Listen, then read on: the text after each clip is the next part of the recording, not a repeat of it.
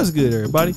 It's your boy, O'Shea Duke Jackson, back at it again with another episode of The Celebrity Junk. Oh yes, another Lapeef Network video. And you guys know I'm very, very fond of Lapeef Network. Shout out to Lapeef Jr., who's doing an excellent job over there. I believe that Aint might still be somewhat associated with the network. But they had a really interesting stream the other day. And I called Courtney and we talked about it, and I was telling her to check it out. But it was a video by a brother by the name of Chaotic Truth. Now, who is Chaotic Truth? Chaotic Truth is a brother who is a black conservative. I believe that's what he considers himself to be. And if I'm not mistaken, he is not an African American man. He is a brother who is from, I think his parents have a lineage from Nigeria. And the name of the stream was Tariq Nasheed, Brother Polite, and Umar Johnson are scam artists. So I'm not really going to deal with what he's saying about these particular people in the stream. I'm not really dealing with that.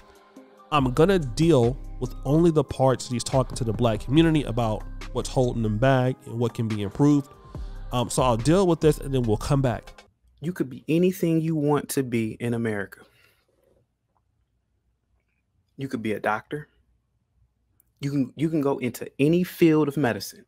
You could be a cardiologist. You can be a radiologist. You can be a pediatrician. You can be a damn neurosurgeon. Who's stopping you? There's no white man stopping you. There's no African immigrant stopping you, oppressing you. How in the hell is an African oppressing you? You've been in America for 4 or 5 centuries. How is an African oppressing you when an African, literally, the average, listen, let's be honest. The average African, whether they're from Liberia, Nigeria, Ghana, Niger, South Africa, Algeria, Uganda, any African country. So that particular snippet that you've heard there, it tends to be for many black Americans. Some of you like the term ADOS, American Descendants of Slaves. Tariq followers will call it Foundational Black Americans.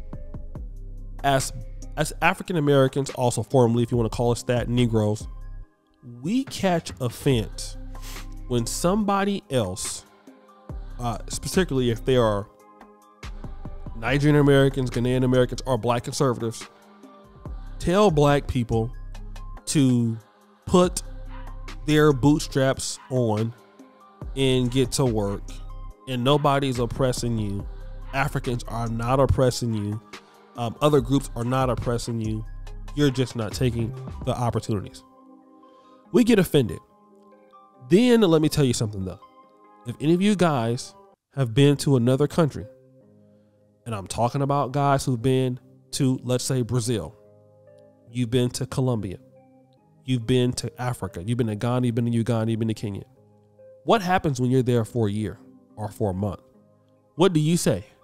You look at the place and you say, damn, there are a lot of opportunities here that people are just not taking advantage of. And the reason why you say that is because you can see the opportunities from a different perspective. And I want to just say this, and I know that sometimes, you know, Africans or Caribbeans can be abrasive, but I want to kind of explain something because I've been living overseas for 7 years straight. When I go to Poland and I go to places and I see people from Poland or I see people from Uganda and I don't see them, you know, doing what they should be doing, the first thing I think about is, do they not understand what opportunities they have here that I could never access in the States? I'm going to take the opportunity because I don't see what's holding them back. But at the same time, I may not understand what's holding them back. And the reason why I don't understand, because I'm not them. If I were them and I grew up in their culture and I grew up in their society, then I would understand what systems could be holding me back. But now I don't see it. So because I don't see it, I go for it because I'm not ingrained from that society. When I go to Uganda and I see opportunities, I'm not held back by Western Ugandan tribal politics or Northern Uganda tribal politics or Muganda politics. It doesn't matter to me. I don't care about that. But now if I grew up in that society, I would care about it, and it would definitely affect how I behave.